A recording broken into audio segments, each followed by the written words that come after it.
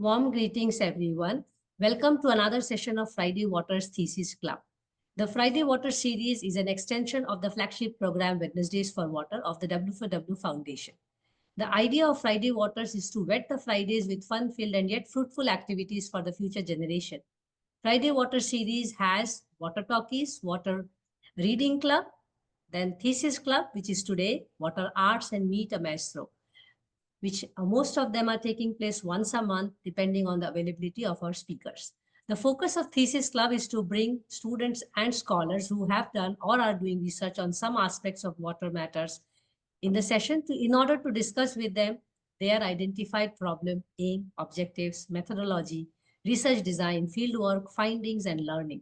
In the process, we would like to know more about the making of the research and also the contribution it aims to make in the science as well as society.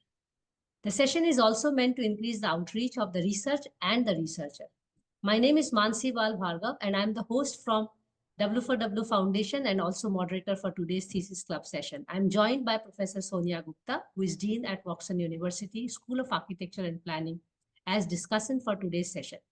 For today's session, we welcome Ritu Deshmukh to share her PhD research on integrating value-based policy for the Ganges, which is, she's taking a case of Varanasi. Welcome, Ritu, and may I invite Sonia to introduce the rules of the presentation or rules of the game for today.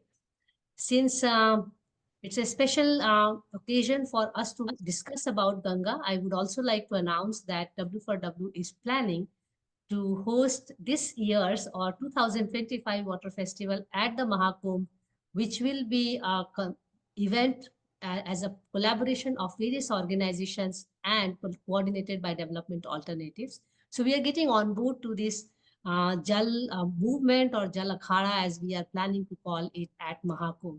So do keep a watch on what we are going to do there, but we are setting the tone for that with this conversation today. So over to you, Sonia. Looking forward. Thank you so much. Thanks so much, Mansi. Along with you, we are excitedly looking forward to this year's Water Fest, especially because each year we do, but this year's location would be especially attractive for all of us. And yes, let me take this opportunity to welcome Professor Ritu Deshmukh. Welcome, Ritu, once more. I will just quickly introduce Ritu and then, like you said, say just a few words about the rules of the game. Uh, Professor Ritu G. Deshmukh is a professor at the Bharati Vidyapeeth College of Architecture in Navi Mumbai. She's an alumnus of VNIT Nagpur for her bachelor's and of SPA New Delhi for her master's in architectural conservation. At the present time, she's pursuing her doctoral studies in water and heritage at Thomas and Jefferson University, Philadelphia, the United States of America. And that's what brings her here today.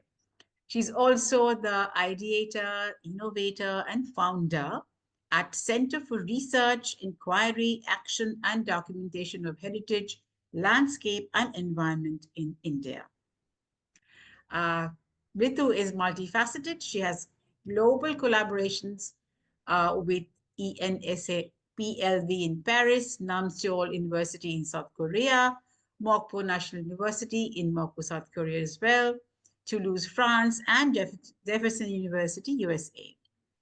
She has been engaging in real-life projects based on the vision of the Sangstha, a social transformation through dynamic education, by introducing a unique vertical studio engaging NGOs, administrative offices, architects from practice, faculty, and students of BVCOA, where she's professor, and for research and proposal on 4 tracks. I'm not getting into the details of the tracks right here because I have to say that she has conducted many international workshops on learning from Indian cities. She has authored more than a dozen papers and presented at national and international fora on topics related to heritage conservation. Now, with that, that's a short introduction. Excuse me, Ritu, for the time. I have to make it a little concise. Yes, so Ritu, you did send your presentation a while ago, but I'm sorry we didn't get enough time to go through it. It is looks absolutely rich with potential, and I'm very eager to go with through it with you. And yes, you will have about 25 minutes to make your presentation. And after that, we shall come up with some questions. Basically, those will be just points of discussion, which will help us to understand your research a little better. And of course, Mansi will jump in from time to time because she's always bursting with things to say or ask. So, yes, with that, I will now invite you, request you to share the screen, and everything is yours now. Ritu.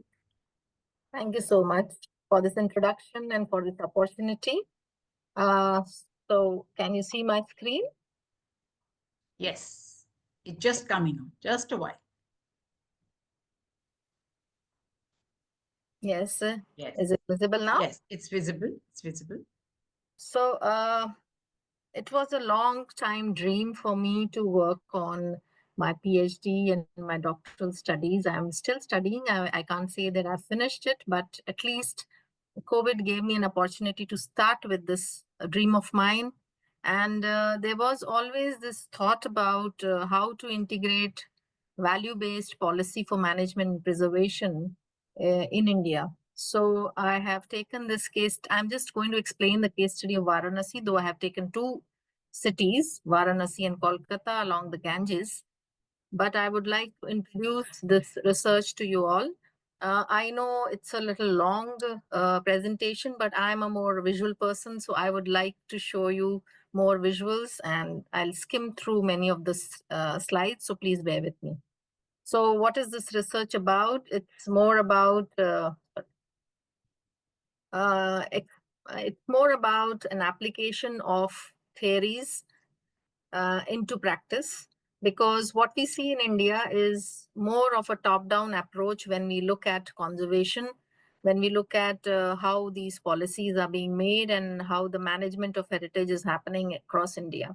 So I thought let's take a different look to understanding heritage in India and try to go the other way around with the understanding of the various theories, which I'll be explaining in a while, and then aligning it with all the various aspects of analysis like the maps, the documentation from fieldwork, the literature review, and all of it, which are the rigors of a research method everywhere across the globe.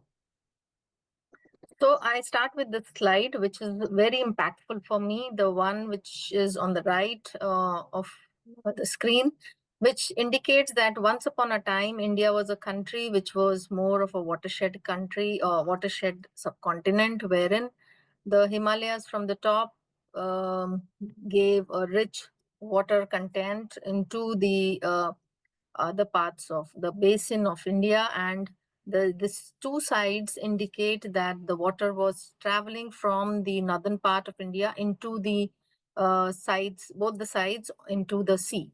So this was a kind of geographical context which intrigued me as to understand how a theory of wetness can be applied to my thesis and make me understand more about what is this so special about Ganges River Basin. So the sacred river Ganges for us as Indians is not just a water body, it's a cultural, economic, and environmental entity. And you are aware that it is declared as a living heritage by the government of India. So this is very, very important for us in terms of the existence of many of the settlements along the river. And this is one infographic which again kind of told me that this is a very, very long river, around 2,500 kilometers in length from its source to the sea. And it meanders from the first settlement, which you can call the Haridwar, till Kolkata.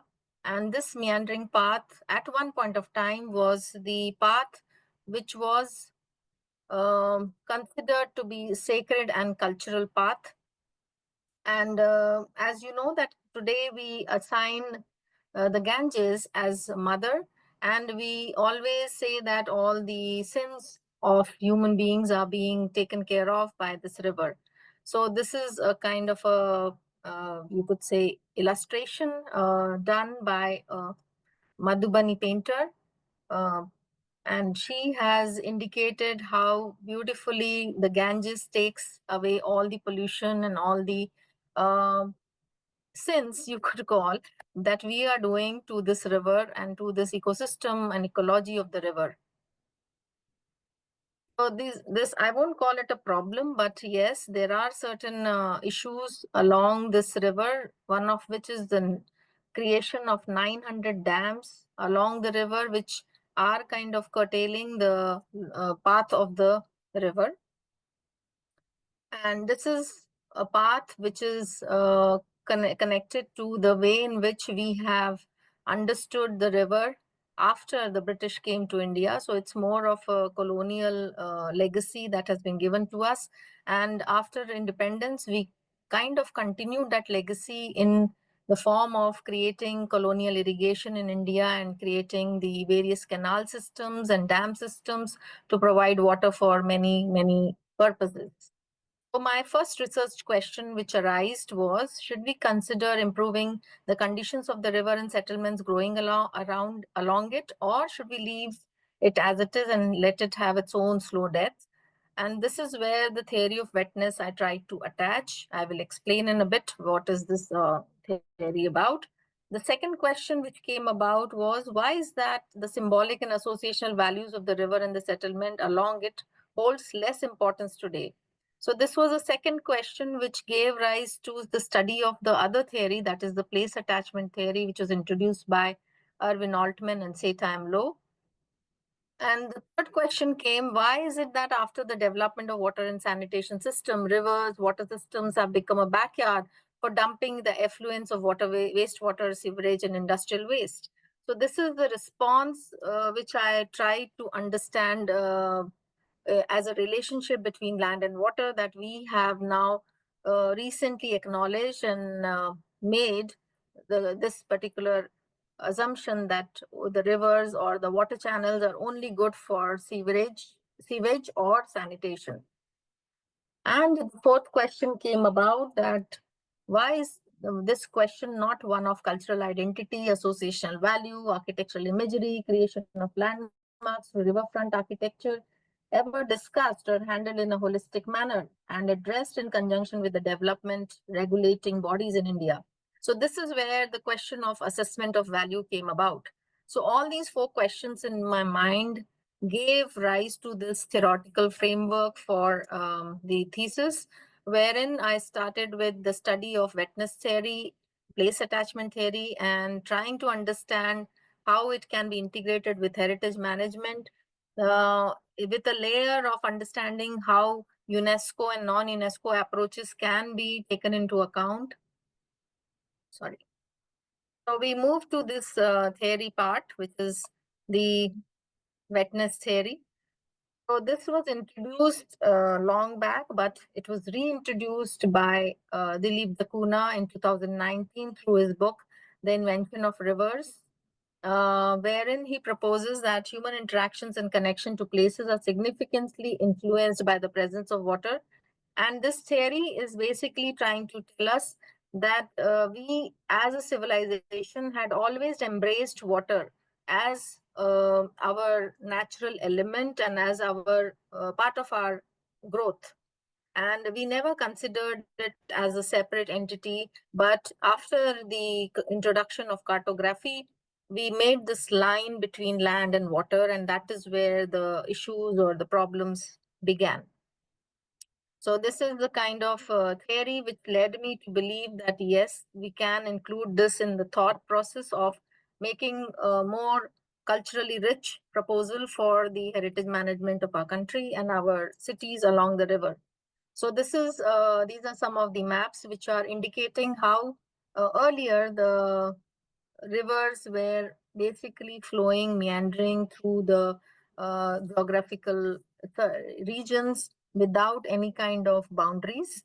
And when the British came into picture, you find this kind of line being made, which indicates the line of water. So this is the difference which was kind of stressed on the by through this theory, which says that water has to be encompassed in all development, and it should not be treated as a separate entity altogether. So this is where I will not explain this. The picture itself is very clear that we are talking of water, which is human nature and religious, has human, or you could say socio-cultural value, religious or spiritual value, and symbolic value. So all these values of water are important for me to make this intervention with a value-based uh, proposal. So this is again a little extension of the theory, which talks about re-examining and reframing its principles to challenge colonial narratives and practices that historically shaped human water relationships. And when we talk of floods, that is also a very colonial narrative, wherein we are talking about embanking the water systems or sort of controlling the water systems. And when it is out of control, we say that it is flooding. So this is again one more thing which led me to believe that yes, this theory is very, very relevant to my understanding of heritage and water in conjunction. The second theory which I took up is place attachment theory, which is which was introduced in 1977, but later on it was further re-examined in 1996 as the emotional and cognitive connections that people have with their particular locales. And in the realm of cultural heritage, understanding place attachment is crucial as it sheds light on how people and communities cherish and engage with each other, both tangible and intangible elements of their heritage. So in case of Varanasi, you will find that this mapping of the sacred geographies and the pilgrim routes are all having a very high level of place attachment and cannot be replaced in any way. So these are the characteristics which I listed down in case of Varanasi and Kolkata, which are more talking about sensory experiences, space activity relationship, tradition, intangible heritage, sense of belonging, interpersonal interactions, and all of this through these imagery that you see either through fishing, boating, or through festivals or some water rituals. So all of this is part of the place attachment activity that is happening, which associates the place to the people. So this is another lost living heritage that we had earlier, which was riverbank craft, making of the muslin, and how the river used to be very, very important, or the water used to be very important to make this fabric on the water edge. And this is lost now because of the colonial intervention.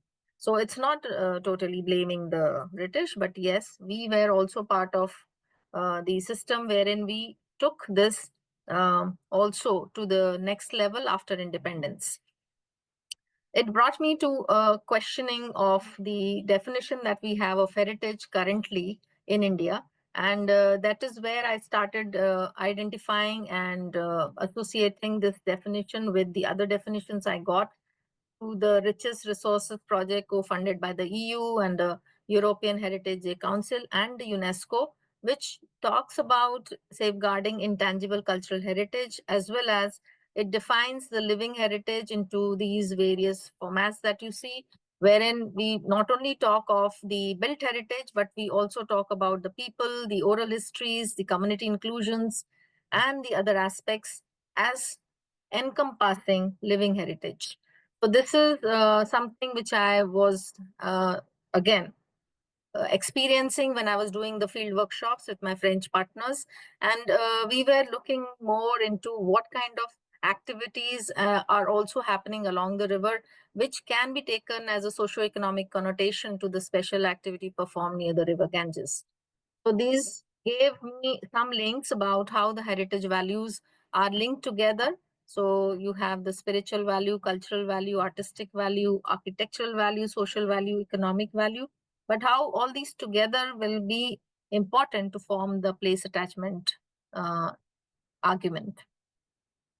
The other aspect which I was trying to also simultaneously understand was the government policies and its impact, and how the government always worked in silos. So you had all these activities happening like the Namami Gange scheme, the Hriday scheme, Prasad, IHCN, Smart City Mission, but all of them addressed the issues of the heritage settlement in different compartments.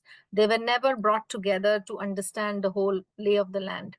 So that's where I started questioning through this development model that I got from Scott D. Campbell about equity, social justice, environmental protection, economics, social development, and how all of this together can form a very important, basis for the development of the policies in India, which is value-based. So this is the research methodology which I undertook, in which I was trying to go through first the literature review, trying to understand how many research papers and written information is there about this topic. Then the field surveys, which luckily for Varanasi, I conducted almost 4 years, for Kolkata, almost 2 years, and then collecting all these data and then making the data analysis model on plugging in the wetness theory, the value assessment framework, the place attachment narrative, and so on. These are, again, the processes which I undertook during the field work and the research process, and came to my area of research, which I have explained earlier that it is 2 cities, Varanasi and Kolkata, but today we'll be focusing only on Varanasi.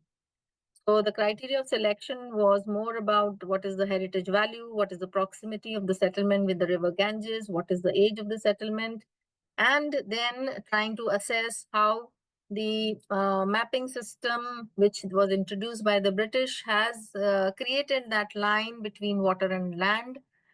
So this is the map you would see, the cartography map you would see, which was drawn earlier by our ancestors, which focused more on the aspect of the geographical aspect of the activity and the place.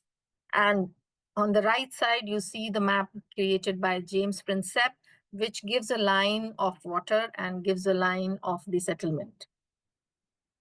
These are our earlier maps, which are more representative type, which depict more the cultural value of the place and the associational value of the place with the various geographical parameters. So I will quickly skip this part.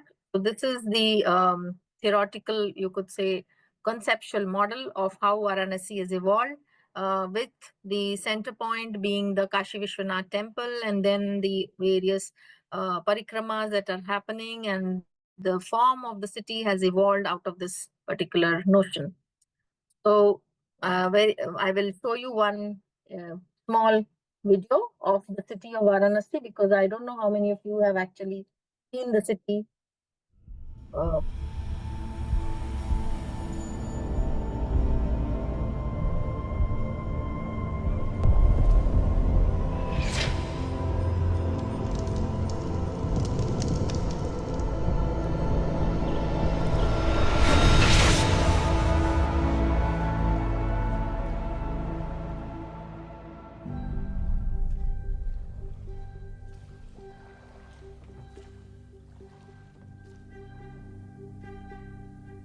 There really isn't anything radically wrong with being sick or with dying. We can't say that it's a good thing for everything to go on living, from a very simple demonstration that if we enable everybody to go on living, we overcrowd ourselves. So therefore, one person who dies in a way is honorable because he's making room for others.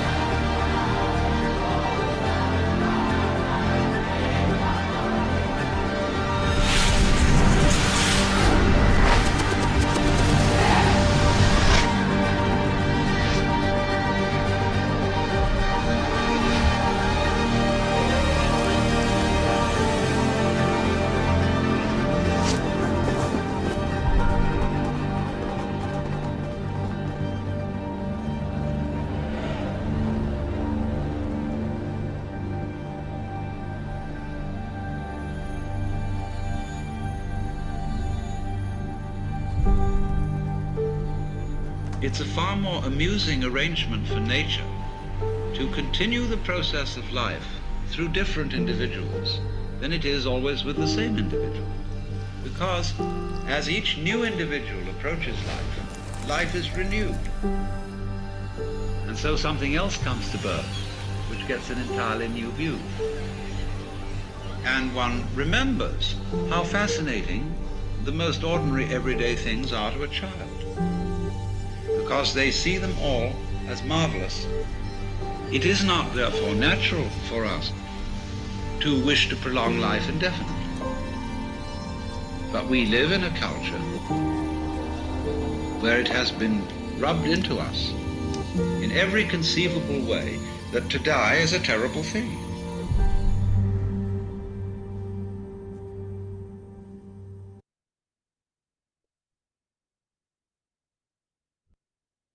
All right, so I just wanted to show you this because the next section that I'm showing is more talking about the living heritage of Varanasi. So all these activities that you saw had a connection with water, had a connection with rituals, has a connection with the space where it is. So all these aspects of Varanasi intrigued me. The earlier examples of the traditional water systems, the crafts, the silk weaving, the festivals, the like Mahashivratri, the Panchakoshi Yatra, the significance of cow and the microeconomy that works with this, with the milk they produce, the life and death aspect of and the importance of it as a ritual in Varanasi. Activity like Dhobi Ghat, which is also part of the social system over here. So all this was part of the learning that we took along with us over the 4 years that we did this workshop. And we tried to understand Varanasi on 4 different levels. So first level, the first year that we went, we tried to understand the Ghat and the activities. The second year, we tried to understand the various typologies which were available in along the Ghats. And the attraction, or you can say the connection which the ecology has with the activities along the Ghat. So all these activities then were mapped, documented, and tried to analyze these urban fabrics, the activities happening here, the various you could say intricate nuances of the courtyards, the Haveli houses, the working on the top or the terrace by the females. So all these activities, after mapping for almost 3 to 4 years, we came up with certain issues. Like one of the issues which is major, which is a very big concern for the government also, is the growth of tourism, or because there are almost 7 million tourists increasing every year. This number is increasing every year. The second issue that we found is the highly restrictive rules which are happening in Varanasi. And since there is no protection or no heritage laws in place, you see a lot of these heritage structures being reformed, changed, and modified. And there is this very funny rule that says that there is no construction zone, which is 200 meters from the banks of the river Ganges, which is kind of perplexing to the people as to where this 200-meter is to be counted from. So these are all the things which then sort of created a question in my mind that if we don't have these value-based policies in place, then something like this, which has happened, will keep on happening. So this is the example of the Kashi Vishwanath corridor, and we have been documenting, we had documented the area before the intervention. And we had also taken a cross-section of interviews with people who were residing there and the kind of place attachment trauma that they were facing because of this displacement, which was more of a governmental need rather than the people's need. So this is the kind of thing that happens. The third issue we found was the gentrification of the existing building typology. Then the water management is a big issue over here because of the impact of the colonization and the identification of the line between land and water. You find all these traditional water management systems we had earlier, like the pokhara, the talabs, the kunds, are all kind of negated and they are not considered at all today. So this is what we found on site. So all these are the water distribution networks and pumps which are working, but which are currently not integrated with the whole water system of the Ganges. So these are some of the drawings we made on site to understand the traditional water systems. And the main issue, or the, you could say one of the main issues, is also the heritage and urban development conflicts. So all these considerations of the dhobis. So dhobi community is going to be removed from the area near the river. Then the aspect of traditional brick making, that is known as Lakori brick making, is again a lost heritage that we will be having. The removing of the cows and the dhobis on the in the you could say the interface between land and water is something which we were kind of documenting in detail. So this is some of the images of the same. We also worked out the mapping of how the cows work in the city and where do they go for their various activities, and how they are also part of the economy of producing milk in the city and milk products in the city. So the last issue which I will be discussing, of course, this is only touching the tip of the iceberg, but these are some of the issues which we had identified during our studies. And then I came to the goals of the research to understand or locate how these new approaches of understanding the city from this angle can be used. So this gave rise to this imagery that you see here, that is cartographic data, narrative storytelling, water management systems, policy making and its impact, how all of this can be brought together to create a value-based policy framework. So I will again, these are the existing policies that are existing in the area of research, but I'm trying to integrate these existing policy with the living heritage approach and trying to establish how these small interventions at the grassroots level can make an enriched policy implication on site.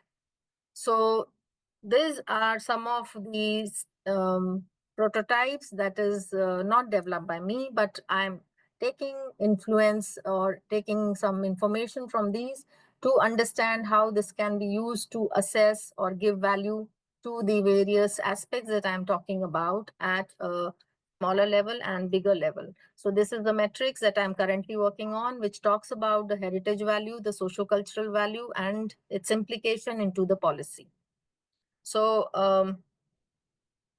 the steps that I'm going to take up after this is first understanding the place attachment dynamics and the wetness theory, then examining the implication of policy and planning frameworks into the aspects of what are the threats and challenges which are being faced by the city, then evaluating the policies related to heritage, ecology, and place attachment.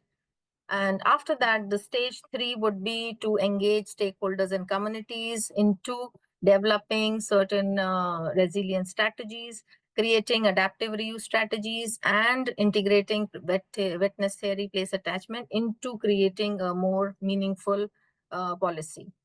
The last step is more important for me, that is the dissemination of the finding and advocacy of all of this. So it's very much, policies till now in India are very much a bureaucratic exercise, and the people are not engaged or not considered in this exercise.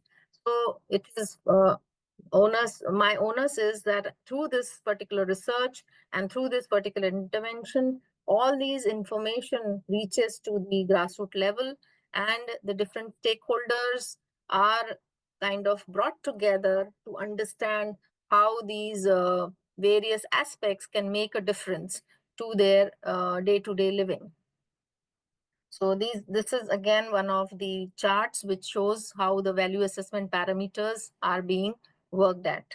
So I would conclude my session today by just showing you some images again of what kind of activities and detailing I have been doing with my students, of course, to understand the place, the people, and the various theories that I'm propagating, and develop a rich value-based policy making framework for the various cities of India. But right now, I begin with Varanasi and Kolkata. So thank you so much for giving me this opportunity. And I hope that some questions and some kind of understanding is being evolved after this presentation.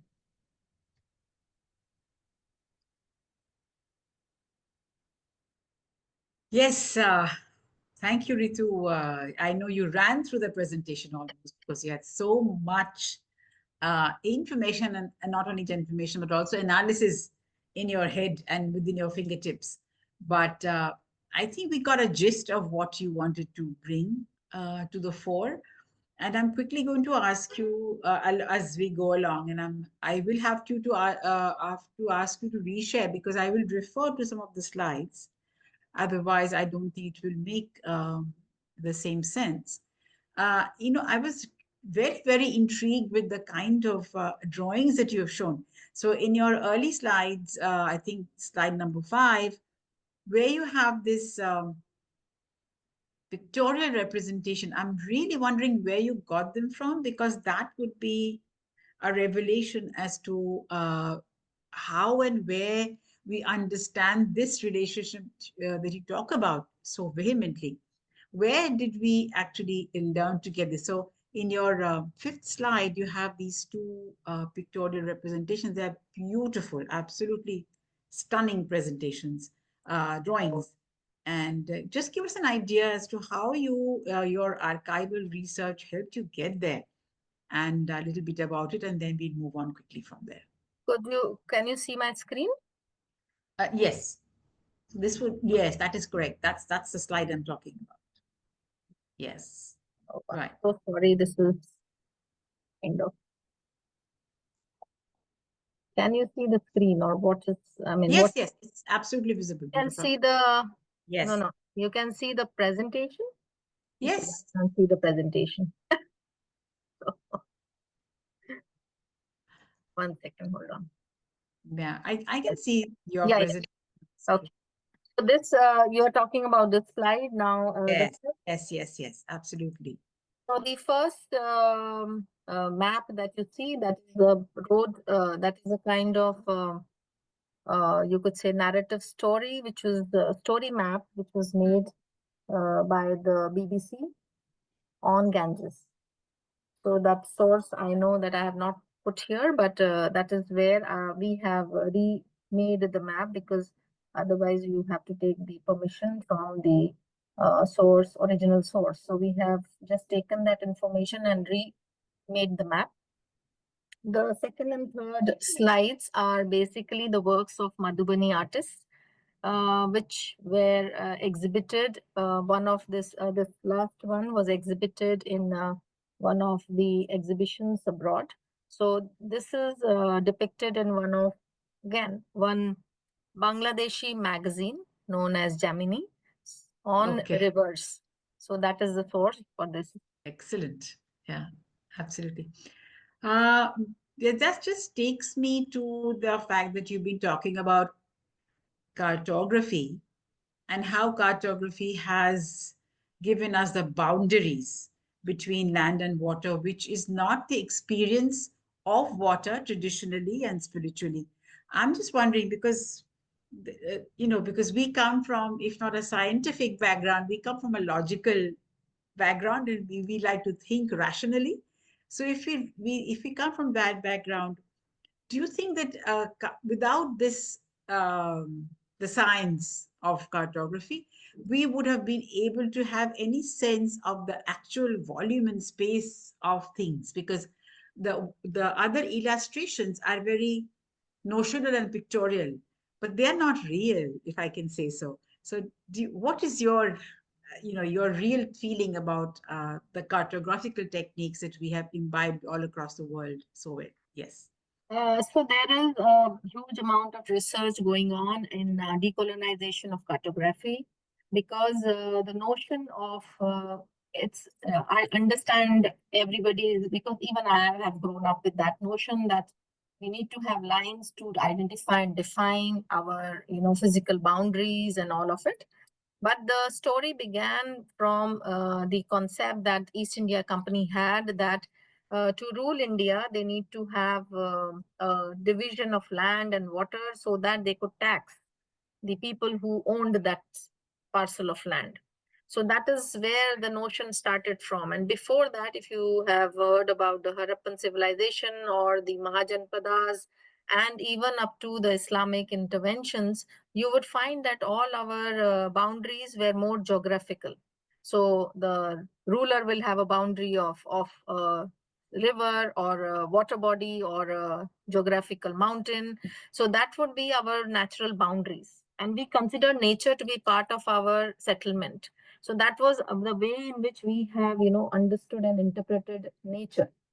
And the classic example which we give to our students is the example of Mohenjo-daro Harappa, where we say we introduce like there is flooding happening there. Therefore, the people of Mohenjo-daro Harappa shifted to another location. But when I look at the wetness theory, I understand the logic in how they designed the cities. So they designed a citadel where the entire settlement moved when the water level rose. And when the water level came down, the entire settlement again came back and established their settlement on the same location. So that is how we had, designed our cities in the earlier times. But I understand today it's impossible. It may not be as easy as I'm talking, but some efforts we need to take to understand that when we talk about ecology, it's not only lines of water or lines of tanks or ponds. It is the complete ecosystem and the way in which water or any other natural element has to be understood in its totality. So I'm trying to also promote this concept that when we talk about heritage, we cannot leave it from the cultural landscape, or we cannot make it in isolation as an understanding from its cultural landscape. Correct. Absolutely. Yeah, that brings me to your third research question, which I'm hoping that it is you. I mean, I should ask you that where you brought about uh, the query that why have water systems become a backyard for dumping waste, effluents, or so have you, from the industrial or the factories, whichever. So why have they become a dump yard? Is a question. Yeah. So again, a very interesting question, because I have grown up like when I used to go to my grandmother's place, which was near the river Narmada. I have seen the transformation which has happened because of this intervention. For the generation today, it's a very given thing that water is coming to the house through pipes. But for me, I have seen my grandmother tell us to go to the river, take a bath in the river, wash the clothes there, and come back with some water in the house. That's how I have grown up. And later, as we grew up, we also saw the introduction of water taps, first at a community level, then at the house level. And when that happened, we stopped going to the river. We had lost the connection with the water sources other than what is there in our houses. So when that happened, mostly the river became a place for dumping the waste. And nobody was taking any objection for this, because they thought it's a very natural process that it goes out of the river. So that is where the mindset started changing. And this again is a very colonial gift to us, that we should be happy also, but we also have to be mindful that what is the impact it is creating to our natural water systems.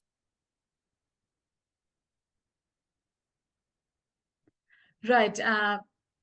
Which is absolutely correct. You see, because like you say, the connection is lost. So what is happening is nobody's business anymore. Correct. Yes, and I'm so glad that you're bringing that one up. Yes, I'm also because I'm an architect like you are. We are very obsessed with the built fabric, and I just love the way that you showed, the terraces and what the built fabric looks like in both Varanasi and Kolkata, as I'm sure you would have extended your research. But in this case, in Varanasi, uh, what is your comment on that, on the built fabric that has been interacting with the river intensely and then undergone some changes? Let us not talk about the very latest one that you talk about, the Kashi Vishwanath. That is a very sudden imposed Correct. change that we may or may not talk about today, but Correct. at the slow evolution of the built fabric. Yes. In in all the old cities in India, mostly you would find that there is a particular way of growth, which is more organic, which is more interactive, which is more like what Jane Jacobs has proposed or promoted as eyes on the street. So you feel very safe and very secure in this kind of space. And the concept of place attachment that I'm propagating is also very much evident in all of these cases.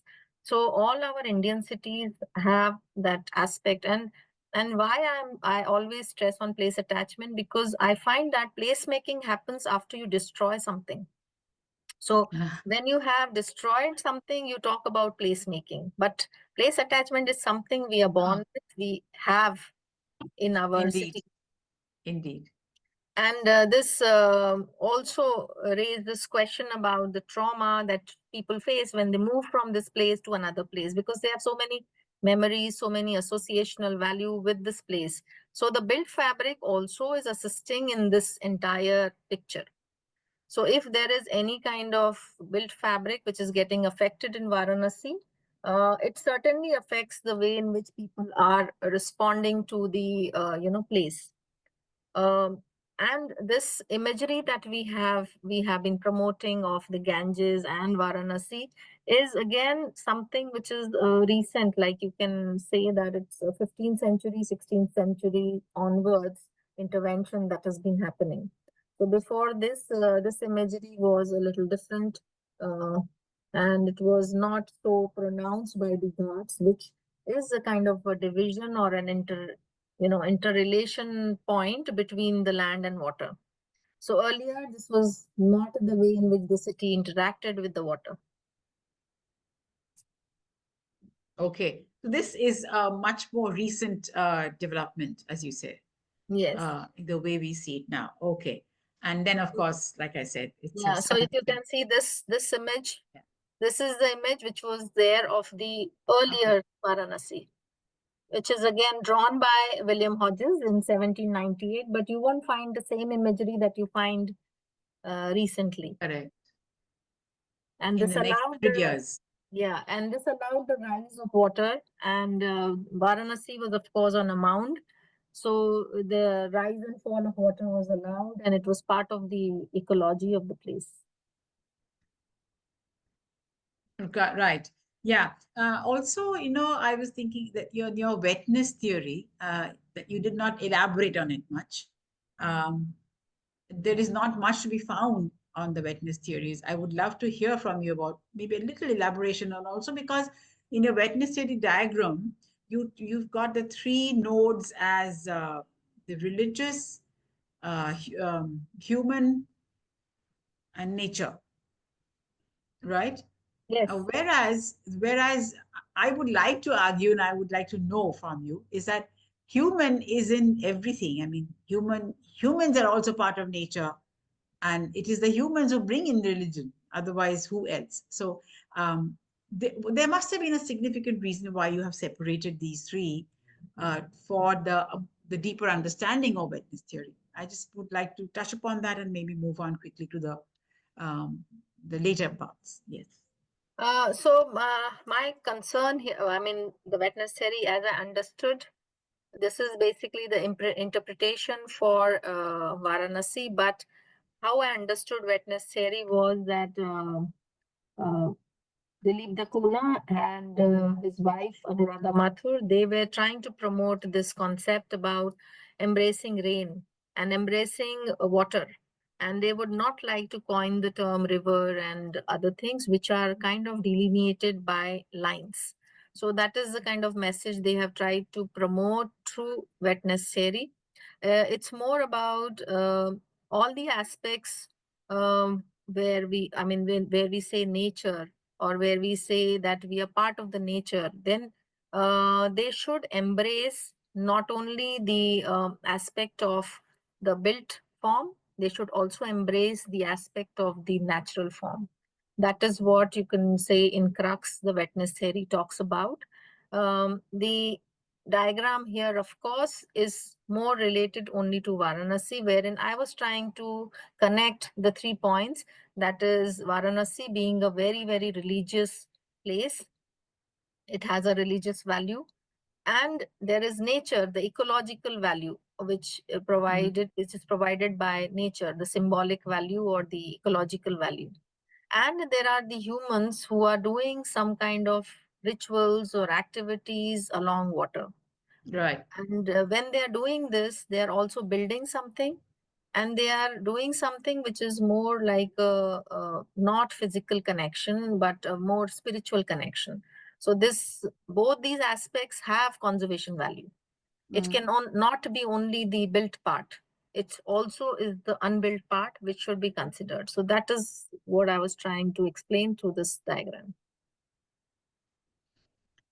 Right. And just to jump to, how you have talked about policy, because that is one of the major thrusts of your research and your PhD, is that some of the issues that you brought at the end, they seem to me like they are coming out of whatever is happening and a knee-jerk reaction on that. How would you think this could be modified, changed, look at it? Is there any idea that you have regarding how policy can look much, much forward, 20, 40, 50 years ahead, and then, play back to now? Is there any idea in your head? So I will just take an example of the Manikarnika Ghat, which is the ghat which is known as the burning ghat. It is burning 24/7, and people have very strong associational value with the place. Yes. So Yes. the government policy now is that we make it very, very standardized. We remove some of this part and we transfer it to another location. We create electric crematoriums and we reduce the burning of the wood. So all of this will take a lot of time and a lot of time to be accepted by the people, and the values they have attached to that place and to the burning of the wood. So that kind of shift to happen will take a lot of time. So then I am trying to integrate the value based policy, which will be creating value for the people, the dome community which runs this entire area, Right. the wood community, the wood providing community. So slowly we can, transform the wood to another material which is more sustainable, which is more acceptable by the people. So going at a very grassroots level, how do you manage the upper level policy or the top down policy to be integrated at the bottom sub policy? That is something which I'm trying to work at. I know it's not very simple, it's going to be complicated, but at least an attempt should be made to think about these issues and these points as well. The same Surely. Yes. Yes. Yes. Please. The same thing goes for the intervention with cows. So the government has decided that they will be shifting the cows around 500 or some 50 kilometer away from the city, so that it does not create nuisance and does not create the kind of cow dung on the street and all of that, which is not good for the look which they want to present of Varanasi. So all that will displace a lot of the milkmen, the Yadav community from the city, the main place of the city. They will also create an added burden of the people having to pay more for the milk because it will be coming from 50 kilometers away from the city. So all that implication on the economy, the policymakers don't think of when they are proposing such top-down policies. So that's where I'm, trying to make a difference. Absolutely. Yes, correct. And now, Mansi, it's over to you. Thank you. Thank you so much, Sonia, for steering this conversation and wonderful presentation, Ritu. May I request you to close your presentation, please? Because I think I will open the floor to people and hold my breath and questions for the last person to be asking the questions, because being the host of the session. So we can actually request first Swayam to unmute herself and pose her comments or questions, and then I'll just spell it out, then Kirti, and then Asit. And then it's my turn. Over to you, sir. Thank you so much. Ritu, excellent. Such a wonderful presentation, and I really, really learned. And we've been looking at Varanasi, Allahabad, that's Prayagraj and all, and looking at it from an architectural perspective. And what I liked best is how you have put architecture, people, nature, everything together around water. And thank you. That's a great perspective. Great learning. And Sonia, as usual, excellently moderated and excellently put it out. Thank you so much. My question are twofold. Is that did you have a chance to interact with the community to ask them how their relationship with water has changed over a period of time? Because you did explain that, when you were small, you used to go to the river to take a bath and then come and then piped water. So did you also kind of explore that here in Varanasi? One. Second thing that I witnessed in Varanasi was essentially the difference in treatment of two rivers that form the sidelines of the city, which is Varuna River on one side and Asi. And I felt that they were not given the same kind of treatment when it came to their revival or rejuvenation. So I felt a little anguished that Asi River was kind of not given the kind of treatment. And I saw a lot of garbage flowing in there when I was there last, some time back, last Waterfest actually. So that was, this year when we had the Waterfest, it was in Banaras, BHU. So it pained me. So have you also seen such kind of things that probably we as sensitive to the water, to the people, to nature, can bring about a shift or influence policies? Sorry, that was a too long a question, but look forward to. Yes, so thank you for your question. The first part of the question I would like to first answer that yes, when we were in Varanasi, so I was lucky that I was there for four times. So first interaction was in 2006 with a French professor from Paris Belleville, and they were working with the local person, that is Miss Brinda Dar, who was taking a very, very, you could say, strong action for proposing Varanasi as a UNESCO heritage site. So that time we helped her to prepare the dossier for the first time, which was rejected. The second time we went in 2017-18, and again it was rejected. So so, and all these examples that we were trying to collect from the ground, we were trying to talk to people and understand how the lifestyle has changed because of the changing dynamics of introduction of water in the houses. And the situation is almost similar. So you find most of the ghats and the activities along the ghats are not taken up by the locals. It's more of the pilgrims. So you have majority of this section being, used by the pilgrims or the tourists. And the area along the ghat also has undergone gentrification, where many of the houses have been taken over by the hotels, because people like to have this view of the Ganges from their rooms. So you see all this gentrification happening. The third thing I would like to mention, which of course is not part of the answer of your question, but earlier you had the widows of Bengal coming into Varanasi to spend their entire lifetime. So on the Dashaswamedh Ghat, we also saw a neighborhood, a small neighborhood now, which belonged to these Bengali widows.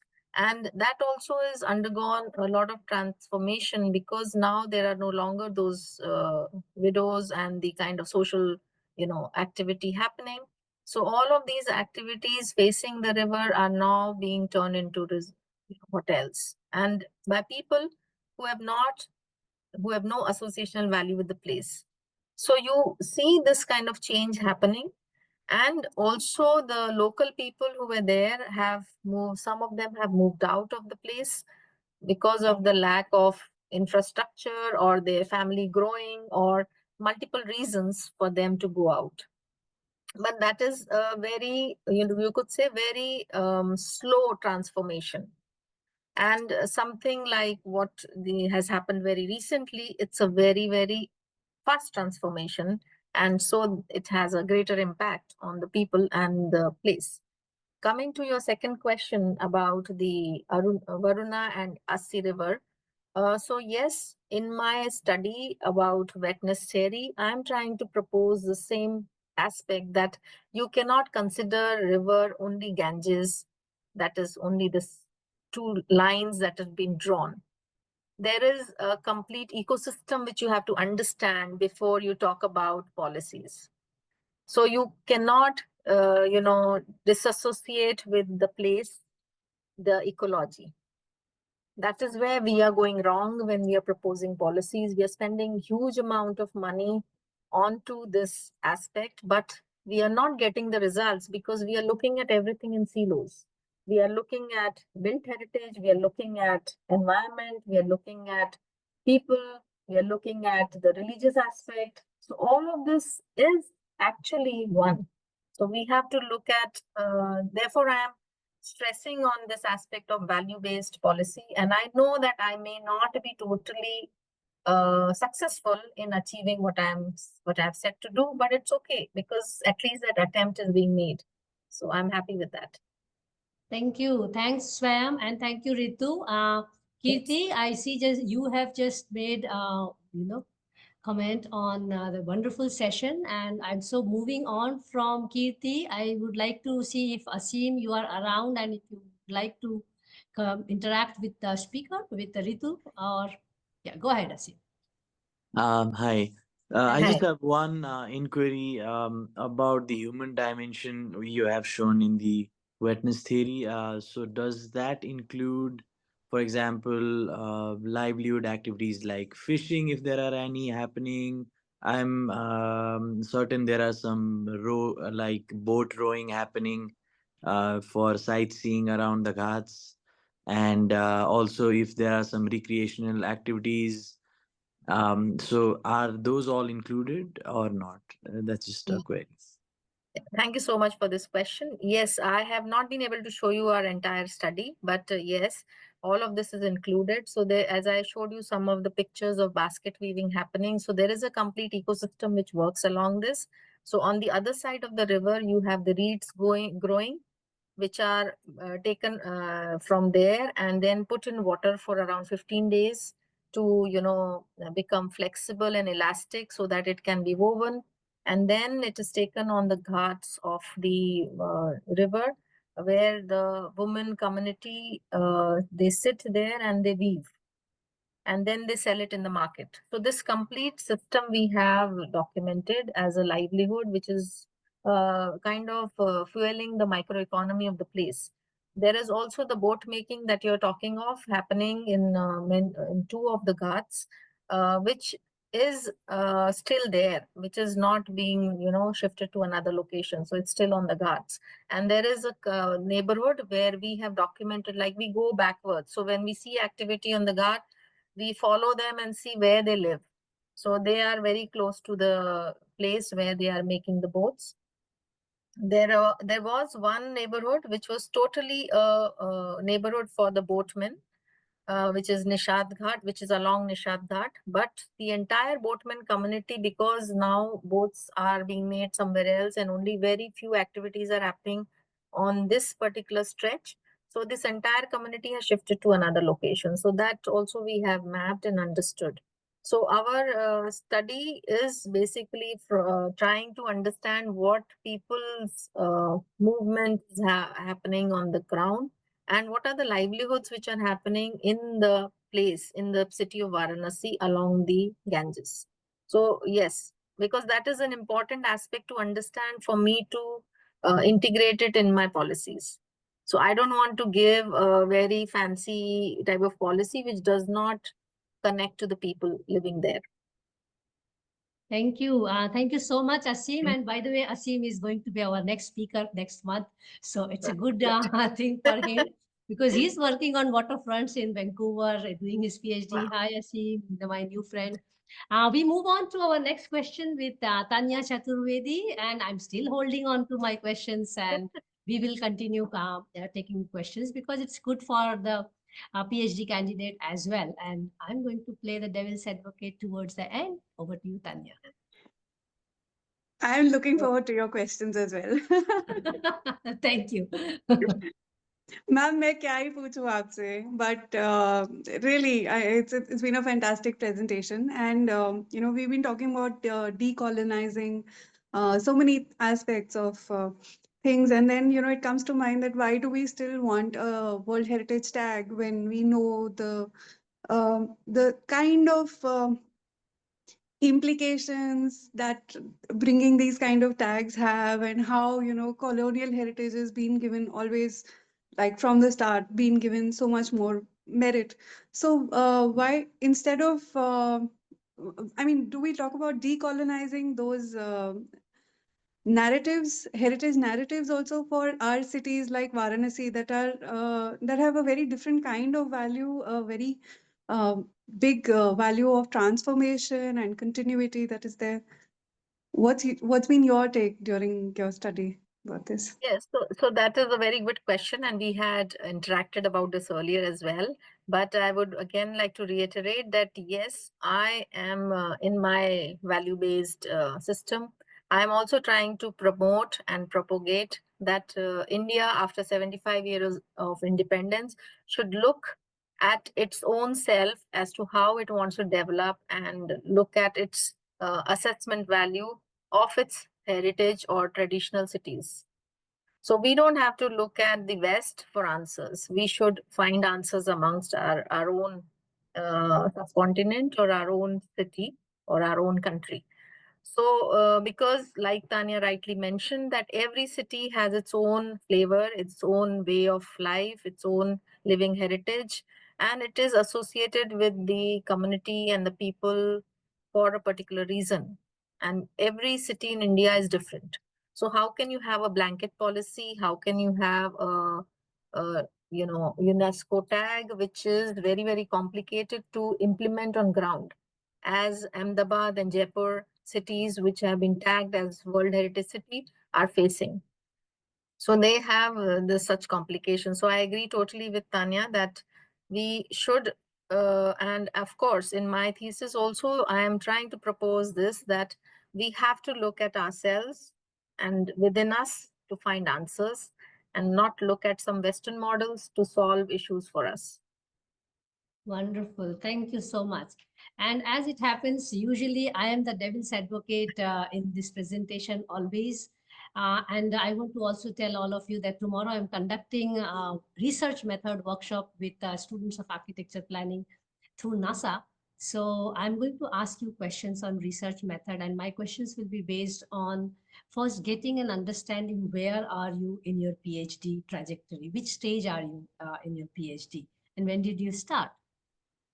So I started in 2021, Okay. which was like just extension of the COVID year. So I was lucky to have my semester online that time. But from 2022 end, I have been traveling back and forth to America for doing my coursework, because in American system, it is 1.5 to 2 years. You have to do coursework with electives Yes. and other subjects. So I was taking some subjects which were closer to what I wanted to do. So I have done an elective on hydrology, special analytics. So whatever I could connect with my research, I tried to integrate it. I am in now the final stage of my research where I'm going to now submit my proposal of what I want to propose. Of course, I'm just assimilating that together, so I cannot share it with you today. But Of course. yeah, that is the stage I am in. Though my mentors feel that I can take more time, but I am like Okay. pushing that I complete this in 3.5 years. And so I've almost completed 3 years of my research work. Yeah. So thank you, because the thing is, this is a PhD or research session or thesis session. So it is extremely important that we know where is the candidate position in the research, because your presentation is really overwhelming, and it's more of a description of a literature which can be used as a background for doing the research. And as you rightly said, you are doing your PhD in the US, where writing the proposal and presenting the proposal itself is the major task. After that, there is not much task to be done. So basically, it's like designing the research, and then researching the design is really not the bigger part. It's the designing the research. So now my question to you, based on the body of work which you presented, and it of course has immense work of other scholars and your students as well.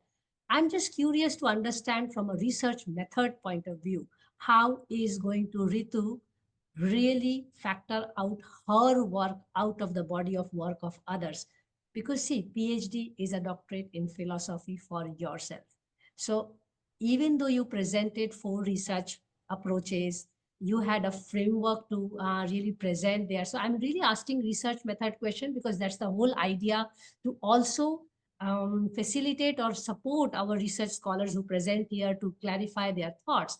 Because after your 4 research questions, you also presented a framework on value, and where you were talking about, framework from Keller, where you presented all the utilitarian naturalistic values and all.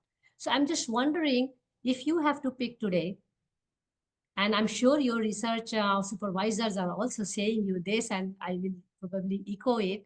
If you have to pick something from here today to really say that this is where I am going to focus my research on, I have this body of work which I have understood from others, because it's your PhD. So I would like to know, where is Ritu in this entire presentation?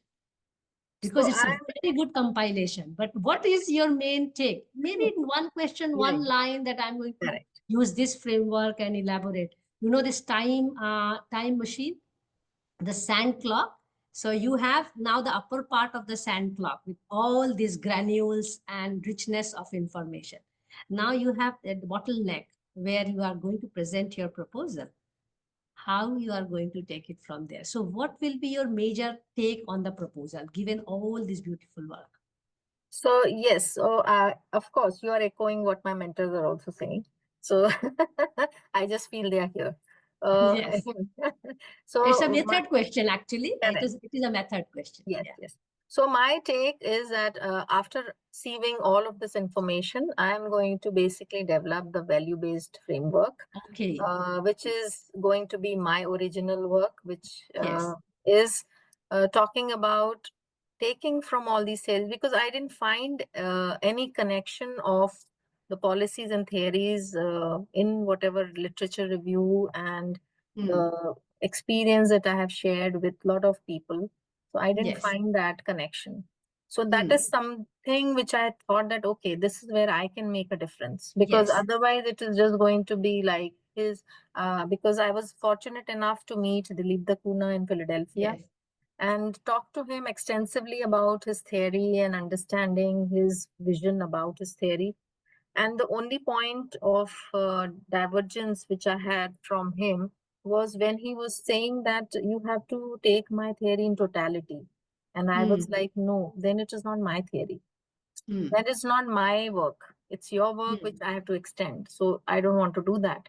I want to Hmm. have something, some contribution which can be my original. And that contribution will be in form of the framework which can be implementable. So I will try to make it as close to implementation as possible, so Okay. that it can be taken up as a model So and tested somewhere. interesting. Yeah. So basically, then it will be also useful for you to make it look at it as an applied research because you have Correct. already worked on the subject for so long. But Correct. do you feel challenged being emic to the subject? I almost felt that you are part of the subject. I mean, of course, as totality, as we all are part of the subject, and especially when I look at the way Varanasi is evolving from a pilgrim site to tourist site, and somewhere the policy is also promoting tourism. And I just want to give an example on the very aspect of the convex side of the main ghat, opposite the main ghat, the sand area where the government is planning to develop all number of star facilities and so on and so forth without even realizing the hydrology of the river.